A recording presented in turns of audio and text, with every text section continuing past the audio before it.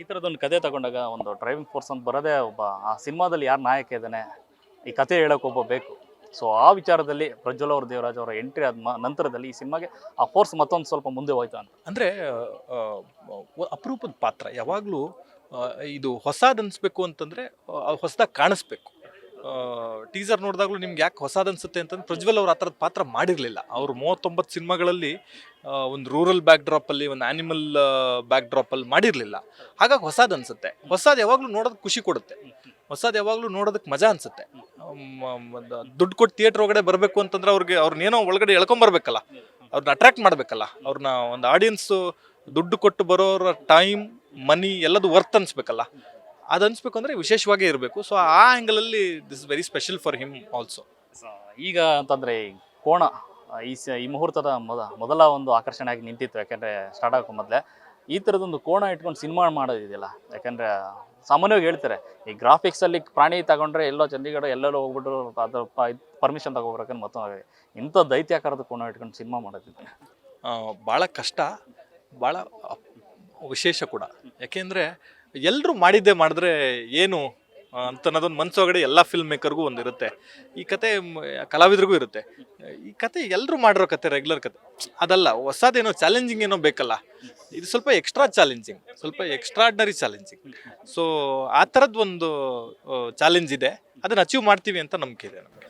ನೀವು ಹೇಳ್ತಾ ಇದ್ದೀವಿ ವರ್ತೂರಿಂದ ತಂದಿದ್ದು ಅಂತ. ವರ್ತೂರು ಅಂತಂದರೆ ಒಂದು ಕಾರಣಕ್ಕೆ ಹೆಸರಾಗಿತ್ತು, ವರ್ತೂರು ಹಳ್ಳಿಕರ ಅಂತ. ಈ ಥರದೊಂದು ಕೋಣ ಇದೆ ಅಂತ ಗೊತ್ತಿರಲಿಲ್ಲ. ಇವರು ನಾನು ಅವ್ರ ಹೆಸರು ಮರ್ತೀನಿ, ಭಯಂಕರ ಪ್ರಾಣಿಪ್ರಿಯ ಅವರು. ಎಷ್ಟರ ಮಟ್ಟಿಗೆ ಅಂತಂದರೆ ಒಂದು ದೊಡ್ಡದೊಂದು ಫಾರ್ಮ್ ಅವ್ರದ್ದು, ಒಂದು 500-600 ಕೋಣಗಳು ಇರುವಂಥ ಜಾಗ. ಆಮೇಲೆ ಕಮರ್ಷಿಯಲ್ ಉದ್ದೇಶಕ್ಕಲ್ಲ, ಪ್ರಾಣಿಗಳ ಮೇಲಿನ ಪ್ರೀತಿಗೋಸ್ಕರ ಅವ್ರ ತಂದೆ ಮಾಡ್ತಾ ಇದ್ರಂತೆ ಅದನ್ನ. ನಮ್ಮ ತಂದೆ ಮಾಡ್ತಾ ಇದ್ರು, ನಮ್ಮ ತಂದೆಯ ಕಾರಣಕ್ಕೆ ನಾನು ಮಾಡ್ತಾ ಇದ್ದೀನಿ. ಬಿಡಬಾರ್ದು ಈ ಥರದ್ದೆಲ್ಲ, ಅಪರೂಪ, ಇನ್ನು ಮುಂದೆ ಸಿಗಲ್ಲ, ಮುಂದಿನ ಜನ್ರೇಷನ್ಗೆ ಇದ್ರ ಬೆಲೆ ಗೊತ್ತಾಗಲ್ಲ ಅಂತ ಒಂದು ಪ್ರೀತಿ ಇಟ್ಕೊಂಡು ಮಾಡ್ತಾ ಇರೋ ಒಂದು ಕೆಲಸ. ಸೊ ಕಮರ್ಷಿಯಲ್ ಎಕ್ಸ್ಪೆಕ್ಟೇಷನೇ ಇಲ್ಲ. ಭಾಳ ಖುಷಿ ಆಯ್ತು ಅವ್ರನ್ನ ಮೀಟ್ ಮಾಡಿದಾಗ, ಆ ಥರದವ್ರು ನೋಡಿದಾಗ. ಅಂದರೆ ಈಗೆಲ್ಲ ಜನ ಎಷ್ಟು ಕಮರ್ಷಿಯಲ್ ಇದ್ದಾರೆ ಅಂತ ನಾವು ನೋಡ್ತಾ ಇರ್ತೀವಿ ದಿನ ಬೆಳಗಾದ್ರೆ.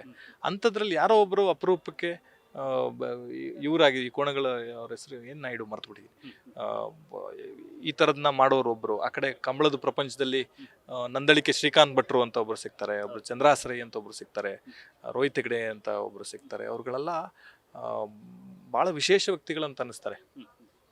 ಯಾಕಂದರೆ ಪ್ರಾಣಿಗಳ ಮೇಲಿನ ಪ್ರೀತಿ, ಅವರದನ್ನು ನೋಡ್ಕೊಳ್ಳೋ ರೀತಿ.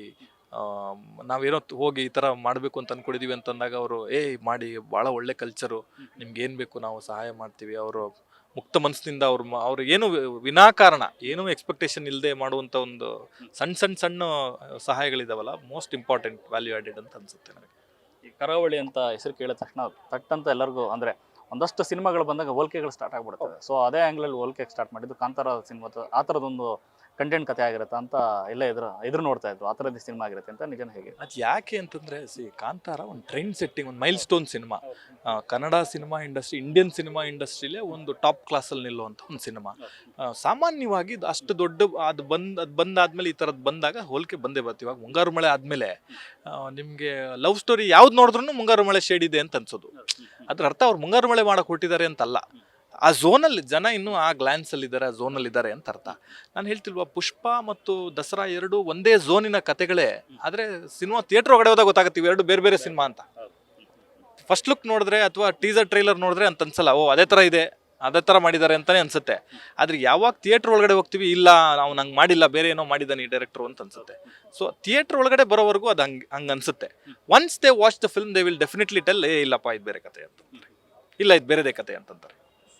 ಕೊನೆಯದಾಗಿ ವೇದಿಕೆ ಮೇಲೆ ನಿಂತು ಮಾತಾಡ್ತಿದ್ದಾಗ ನಿಮ್ಮ ಕಾನ್ಫಿಡೆನ್ಸ್ ನೋಡಿ ಇಷ್ಟ ಆಯ್ತು. ಅಂದರೆ ಇದು ಗೆಲ್ಲುವಂಥ ಕತೆ ಗೆದ್ದೇ ಗೆಲ್ತೀವಿ ಅನ್ನೋ ಒಂದು ನಿರ್ಧಾರ ಇದೆಯಲ್ಲ ನಿರ್ದೇಶನ, ಈ ಸಿನಿಮಾಕ್ಕೆ ಕತೆ ಗೆದ್ದೇ ಗೆಲ್ಲುತ್ತೆ ಅಂತ ನಿಜಕ್ಕೂ ಖುಷಿ ಆಯಿತು. ಇವತ್ತಷ್ಟೇ ಮುಹೂರ್ತ ಆಗಿದೆ. ಯಾವಾಗ ಸ್ಟಾರ್ಟ್ ಆಗಿದೆ ಶೂಟಿಂಗ್ ಅಂತ? ನಾಳೆಯಿಂದಲೇ ಮಂಗಳೂರಲ್ಲಿ ಶೂಟಿಂಗ್ ಶುರುವಾಗುತ್ತೆ. ಒಂದು 25 ದಿನದ ಒಂದು ಸ್ಕೆಡ್ಯೂಲ್, ಒಂದು ಮೇಜರ್ ಸ್ಕೆಡ್ಯೂಲ್. ಅದರಲ್ಲಿ ಕಂಬಳಗಳನ್ನು ಶೂಟ್ ಮಾಡ್ತಾ ಇದ್ದೀವಿ. ಅದನ್ನು ಮುಗಿಸ್ಕೊಂಡು ಬಂದು ಒಂದು ಸಣ್ಣ ಬ್ರೇಕ್ ತೊಗೊಂಡು ಮತ್ತೆ ಶೂಟಿಂಗ್ ಹೋಗ್ತೀವಿ. ಸೊ ಇನ್ನು ನಾನ್ ಸ್ಟಾಪಾಗಿ ಶೂಟ್ ಮಾಡಬೇಕು ಅಂತ ಪ್ಲಾನ್ ಮಾಡ್ತಾ ಇದ್ದೀವಿ. Thank you so much Guru ಅವರೇ. ಒಳ್ಳೆಯದಲ್ಲಿ all the best. Thank you so much. Congratulations once again. Thank you. Yes, ಇದಿಷ್ಟು ಗುರು ದಗ್ಗಾಣಿಗ ಅವರ ಮಾತು. ಕ್ಯಾಮ್ರಾ ಪರ್ಸನ್ ಬೈರಸ್ ತಿಪ್ಟೂರ್ ಜೊತೆ ಲೋಕೇಶ್ ನ್ಯೂಸ್ ಫಸ್ಟ್ ಬೆಂಗಳೂರು.